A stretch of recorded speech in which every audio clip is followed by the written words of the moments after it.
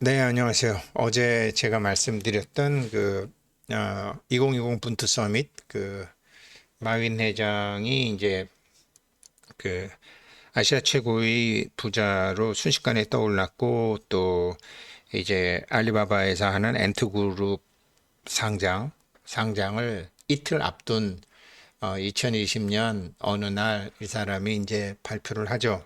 중국의 금융계 거물들이 다 모인 다음에 발표를 하면서 이제 얘기를 하죠. 세계 역사상 가장 큰 IPO를 앞두고서 하는 거죠. 그게 이제 3조 2천억이었거든요. 3조 2천억 원이니까 3조 달러 정도 되는 거죠. 지금 환율, 그때 환율 기준으로 하면 3조 달러 정도 되는 건데 지금 뭐 미국 정부가 이제 중국 정부한테 야 이거 전 세계 대차 대조표 손익계산서에 3조 달러 이거 어디 갔어?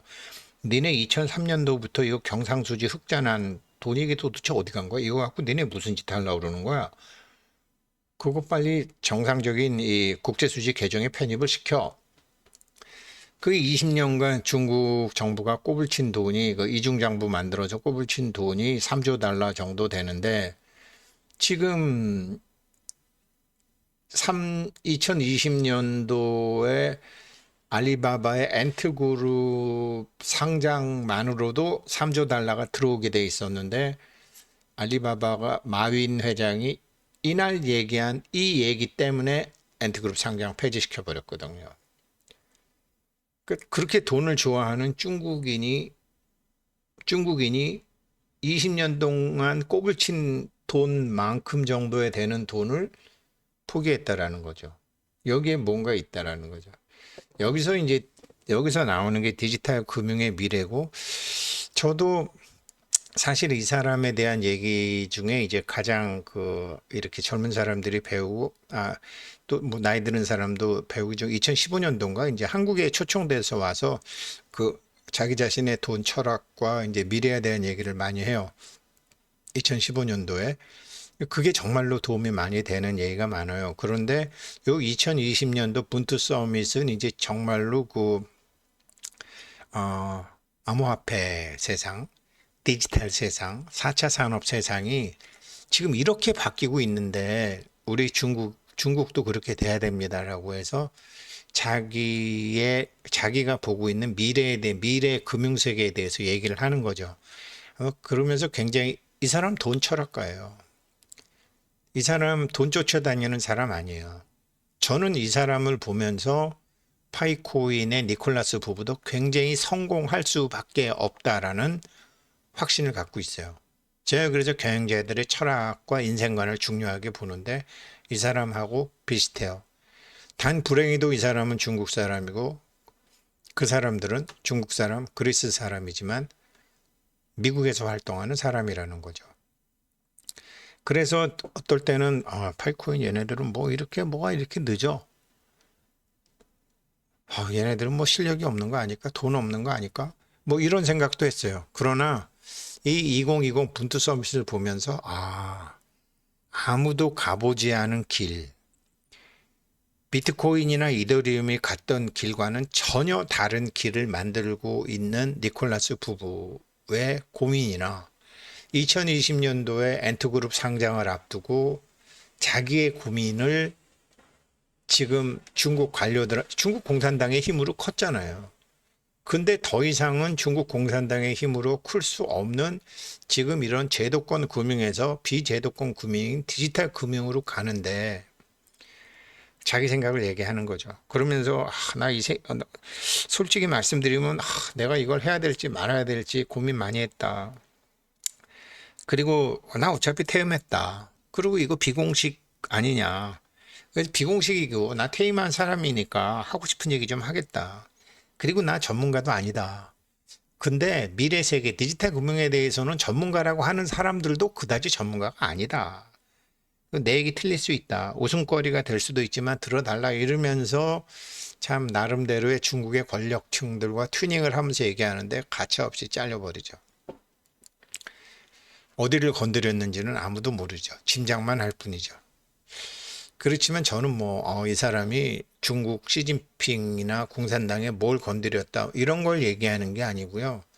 이 사람이 얘기하는 정말로 자기의 모든 것을 잃을 수도 있는 것을 앞두고 밝힌 디지털 금융의 미래를 이 사람이 이 자리에서 얘기했다라는 거죠. 그리고 이 사람이 얘기한 것을 공부를 하면서 파이코인이나 다른 암호화폐나 그리고 제가 하고 있는 이 구멍가게 같은 회사도 어떻게 경영해야 될지를 보기 시작하는 거죠. 근데 제일 잘 보이는 거는 파이코인이죠. 자기는 보기 힘들지만 남은 보기 쉽잖아요. 그래서 이제 먼저 얘기하면 오늘 행사에 초대해 주셔서 굉장히 감사합니다. 여러분과 함께 배우고 교류하고 토론할 기회를 줘서 감사합니다. 2013년 상하이 금융포럼에서 인터넷 금융에 대한 아주 인터넷이 이끌어가는 금융에 대한 얘기를 했습니다. 7년이 지났습니다.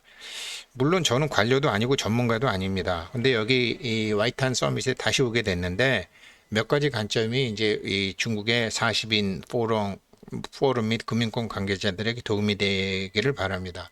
솔직히 말씀드리면 내가 오늘 말을 해야 될지 말아야 될지 고민 많이 했습니다. 그렇지만 우리 모두 혹은 이 시대의 사람이라면 미루면 안 될 책임이 있습니다. 그 책임은 미래를 위해서 우리가 고민해야 한다는 책임입니다. 생각해보면 세상에서 발전할 기회는 굉장히 많지만 정말 결정적인 기회는 한두 번밖에 오지 않는 것 같습니다. 지금이 바로 그 결정적인 순간입니다. 사실 파이코인 채굴하시는 분들 정말로 초창기 하셨던 분들 2019년, 20년, 21년 하셨던 분들 대박 복 많은 사람들이죠. 대박 복 많은 사람들이죠. 지금 하는 사람들과 앞으로 하는 사람들은 앞에 했던 사람들과는 많이 차이가 나겠죠. 그렇게 사실 인생의 결정적인 기회는 그렇게 많이 오지 않는다. 그래서 오늘 저는 나의 생각과 나의 견해를 이 자리에서 말씀드리려고 합니다. 이거는 사실 제가 이 16년 동안 실전과 경험을 통해서 얻은 결과입니다. 그리고 내가 운 좋게 UN 디지털 협력 분야의 고위급 패널의 그 위원장도 맡았고 UN 지속 가능 발전 목표의 리더도 맡아서 전 세계 학자와 전문가들과 내 생각을 얘기할 수 있었습니다. 나는 뭐 퇴임했으니까 오늘 같은 비공식 포럼에서 하고 싶은 이야기를 그래서 할까 합니다. 난 비전문가입니다. 그렇지만 전문적인 견해도 조금은 얘기해 보겠습니다. 다행히도 요즘 전문가들 그다지 전문적이지 않았습니다. 성숙하지 않고 틀릴 수도 있고 웃음거리가 될 수도 있지만 일단 들어봐 주시기 바라겠습니다. 말이 안 된다고 생각하면 그냥 잊어버려 주세요. 이렇게 엄청나게 고민을 해요. 그렇겠죠. 잘못하면 이거 완전히 갈지도 모른다라고 생각하면서 하는 거죠. 중국을 사랑하는 사람이니까 저런 얘기를 했겠죠. 중국을 사랑하는 사람과 중국 공산당을 사랑하는 사람은 다르잖아요. 우리도 북한을 사랑하는 사람과 북한의 권력 집단을 사랑하는 사람은 다르잖아요. 이 사람은 중국을 사랑하는 사람이죠. 그 공산당한테는 찍혔지만. 자, 그래서 첫 번째 견해는 우리가 이제 첫 번째 견해는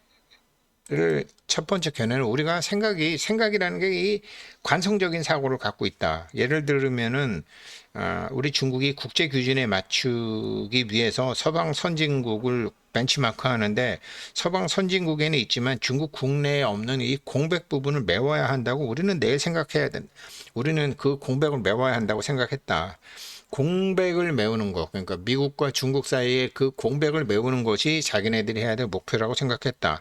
그런데 요즘 같은 세상에서 공백을 채운다라는 말 자체에 문제가 있다. 미국과 유럽이 반드시 선진적이거나 그것이 중국에 없는 것은 아니다.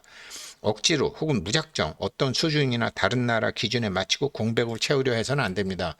우리나라도 1960년도부터 1970년도 초까지는 닥치고 서구 하잖아요. 일본도 그랬잖아요. 모든 거 다 없어지고 메이지 유신 때 닥치고 물질로 그냥 나갔잖아요. 그렇게 그 공백을 메꾸느라고. 중국도 이제 그렇게 했다라는 거죠. 그런데 지금 이제는 그렇게 해서는 안 될 때가 왔다. 미래를 아무도 모르기 때문이다. 선진국도 모르고 우리도 모른다.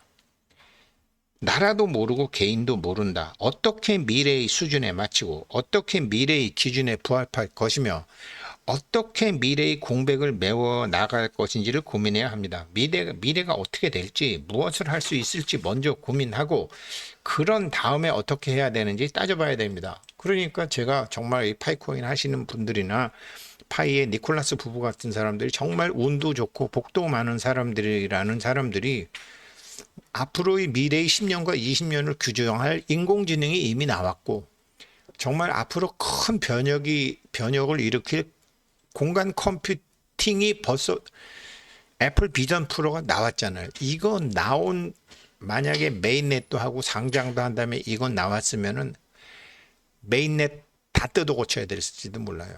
그런데 다행히 안 나왔잖아요. 아직 이 오픈 메인넷이 아니라 클로즈드 메인넷이잖아요. 세상이 어떻게 바뀔지 모르는데, 그러니까 미래가 어떻게 바뀔지, 그게 바뀐 다음에는 우리가 무엇을 할 수 있을지 고민하고, 그런 다음에 뭐 구글은 어떻게 하는지, 뭐 비트코인 재단은 어떻게 하는지, 이더리움 재단은 어떻게 하는지 이러고 봐야 됩니다. 만약에 영원히 다른 사람들의 말만 반복하고 다른 사람들이 정한 주제만 토론한다면 현재에서 방할 뿐만 아니라 미래도 놓치게 됐습니다. 2차 세계대전 이후에 전 세계의 경제 회복을 위해서 브레튼 우주 체제가 만들어졌고, 이것은 경제 발전에 크게 기여했습니다. 1997년 인도네시아, 태국, 멕시코, 한국 같은 이제 아시아 금융위기가 터지면서 바젤 협약이라는 것이 리스크 통제의 개념이 중요해졌고, 이 바젤 협약에서 만든 리스크 통제가 관리 기준이 되었습니다. 그런데 지금 추세를 보면 전 세계가 리스크 통제만 중요시하는 쪽으로 바뀌고 있습니다. 발전을 논의하지도 않고 청년들과 개발도상국들의 기회가 어디 있는지 고민하지도 않습니다. 사실 이런 현상이 오늘날 세계의 많은 문제의 근원이 되었습니다. 저는 바젤 협약 자체가 유럽 전체의 혁신을 크게 제약하는 것을 목격했습니다. 특히 디지털 금융 분야에서 바젤 협약 때문에 유럽에서 디지털 금융이 성장하지 못하고 있는 것을 봤습니다. 바젤 협약은 일종의 노인 클럽과 유사합니다. 몇십 년간 운영해온 금융 시스템의 노후화 문제를 해결하는 게 골자입니다. 유럽의 노후화된 금융 시스템은 상당히 복잡합니다. 하지만 제가 볼 때 중국은 정반대입니다. 중국의 문제는 금융 시스템의 리스크가 아닙니다. 중국은 제대로 된 금융 체제가 거의 없기 때문에 금융 시스템 부재가 바로 리스크입니다. 이 말도 많이 찍혔을 거예요. 중국은 중국식 사회주의 이런 거잖아요. 금융도 좀 이상하잖아요.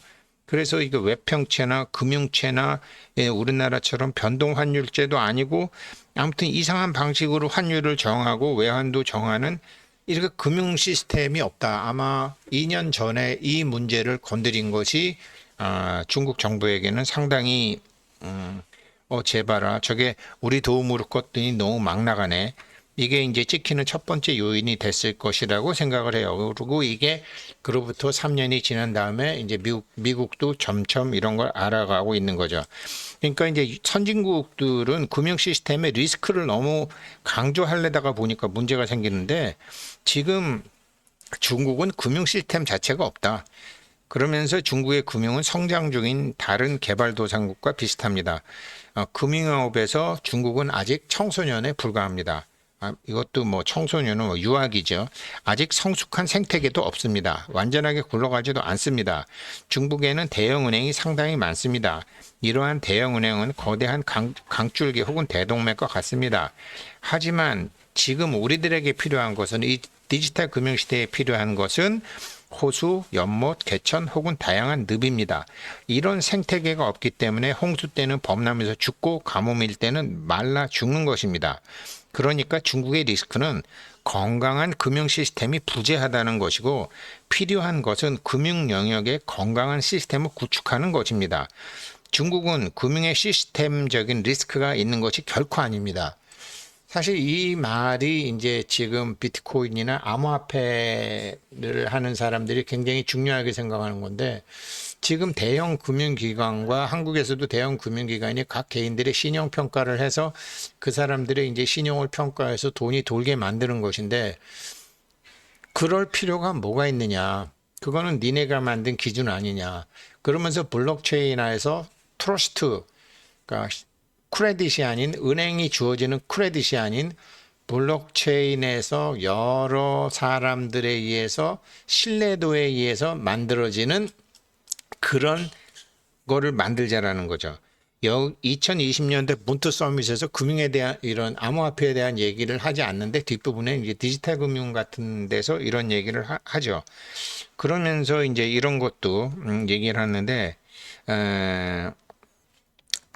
가령 이제 유럽의 금융기관의 리스크와 중국의 금융기관의 리스크는 다르다. 예를 들면 치매와 소아마비는 증상이 비슷하지만 둘은 전혀 다르다. 만약 어린아이가 치매약을 먹는다면 노인병에 걸릴 수 있고 온갖 알 수 없는 병에 걸릴 수도 있다. 그런데 이게 지금 유럽과 미국에서 하는 바젤 협약은 시스템 노후화, 상당히 복잡한 노인병을 고려해서 만든 것이다. 우리가 고민해야 할 부분은 노인에게서 무엇을 배울까 있을 것입니다. 노인과 청년의 관심사는 다릅니다. 청년들이 관심 쓰고 있는 게 다르고 노인들이 관심 쓰고 있는 게 다릅니다. 청년은 돈이 어디 있는지 신경 쓰고 노인들은 병원이 어디 있는지를 신경 씁니다. 이렇게 세상의 변화는 매우 신기하고 빠릅니다. 오늘 여러분들 앞에 내가 자랑스럽게 밝힐 것이 있습니다. 어제 저녁이죠. 이거 하기 바로 저녁. 바로 여기 상하이 알리페이가 운영하는 엔트 파이낸셜의 상장 가격이 결정되어 있습니다. 큰 사건이죠. 세계 역대 최대 규모의 IPO 상장입니다. 이게 3조 2천억 원, 3조 달러 정도 되는 어마무시한 돈이라고요. 뉴욕 거래소가 아닌 곳에서 상장하는 것도 역대 최초입니다. 세계에서 가장 큰 상장이 뉴욕이 아니고 뭐 중국의 자존심이다 그래서 이제 홍콩인가 샹하이에서 하려고 그랬죠. 그래서 3년 전 혹은 5년 전에도 전혀 상상할 수 없었던 것입니다. 하지만 기적은 이렇게 일어나고 있습니다. 그런 얘기를 이제 쭉 하는 거죠. 여기까지가 이제 처음에 얘기하는 첫 번째 거. 언제까지 선진국과 나보다 부자인 사람과 나보다 앞서간 사람과의 나와의 공백을 메우려 그러지 마. 공백을 메우는 게 신경 쓰는 게 아니라 지금은 완전히 판이 바뀌었다. 디지털 금융은 선진국도 나보다 돈 많은 사람도 이 비트코인 갖고 있는 사람도 이더리움 갖고 있는 사람도 이게 지금 완전히 다른 세상에 왔다. 여기다가 지금 인공지능이 나왔고 공간 컴퓨팅이 나왔다. 앞으로의 부자들, 앞으로 성공하는 사람들은 여태까지 성공한 사람들과 다르다. 다르지만 근원적인 그 무엇이 있는데 근원적인 그 무엇이 때문에 제가 돈 공부하면서도 경제 공부하면서도 뭐 메디테이션, 명상 같은 걸 하는 게 왜 엔트로피가 높은 사회가 된 거 아니에요? 지금은 뭐 인공지능, 뭐 인터넷, 엔트로피가 너무 높은 사회가 됐잖아요. 엔트로피가 너무 높으면 그러니까 엔트로피라는 말을 어렵게 생각하지 마세요. 사실 누구나 누구나 다 알아요. 가령 우리가 뜨거운 커피를 이렇게 방에다 두고 어디 나갔다가 깜빡 잊어버리고 안 먹고 그냥 급한 일에서 나갔다가 오후에 들어가 보면 이제 커피가 식어버렸죠. 좀 당연한 거잖아요. 뜨거운 게 뭐 시간이 지나면 식는 거지 이렇게 생각하잖아요. 근데 150년 전만 해도 과학자들이 이거 여기 있던 이게 왜 식었지? 이거를 몰랐다고요. 이게 이제 연력학 법칙인데 열은 이게 굉장히 밀도가 높게 막 무질서하게 움직이는 데서 그걸 엔트로피가 높은 상태라고 그러고 엔트로피가 낮은 상태로 그러니까 뜨거운 곳은 차가운 곳으로 열 에너지가 움직인다라는 거죠. 이거 굉장히 중요한 얘기거든요. 앞으로는요. 제가 파이코인 하시는 분들한테도 뭐 그렇게 너무 파이코인 뉴스 찾아다니지 마시고 이게 얼마 한다 절마 한다 뭐 유튜브 같은 거 찾아다니고 막 그럴 필요 없다. 왜? 그래 봐야 엔트로피가 계속 막 공부하고 조사하고 의심하고 하는 건 엔트로피가 굉장히 높아지는 건데 엔트로피가 우리 같은 사람들이 엔트로피가 암만 높아져 봐야 니콜라스나 뭐 이런 이쪽으로 개발자 천재들 이런 사람들을 당할 수가 없잖아요. 그러면 어떻게 하면 돈 버는 거죠? 엔트로피가 낮은 데 가서 딱 기다리고 있으면 지들끼리 복 터지게 싸우다가 엔트로피가 낮은 데 와서 온다라는 거죠. 이거 저 이거 이거 엄청난 노하우라서 제가 나중에 글쎄 이게 뭐냐? 그러니까 제가 이런 얘기를 자세히 할 수 없으니까 뭐 파이코인 공부하지 마시고요. 24시간마다 그거 정확히 누르시고요. 누구 이렇게 사람들한테 권하시고요. 뭐 형편이 있으면은 그냥 저기 노트북 뭐 이렇게 컴퓨터 30만 원, 40만 원, 50만 원, 100만 원 주고 사서 이렇게 저 뭐야 노도 하시고요. 뭐 이렇게 또 이렇게 공부 시켜준다고 하니까 11단계든 10단계든 그냥 엔트로 생각 복잡하게 가지지 마시고 그래? 하지 뭐. 하지. 이게 엔트로피 낮은 단계예요. 네. 그래서 이제 그 마윈이 했던 그 세 가지 주제 중에 첫 번째 주제 나와 미래의 공백을 메꾸려 하지 마라. 미래를 생각하고 미래에 어떤 일이 있을지 공부해라. 그게 실천해라. 이거거든요. 그래서 이제 요게 첫 번째 중국은 시스템 자체가 없다. 여기까지만 하겠습니다. 또 다음에 이어서 두 번째, 세 번째, 특히 세 번째에 이제 디지털 금융에 대한 게 많이 나오니까 세 번째까지 해보도록 하겠습니다. 고맙습니다.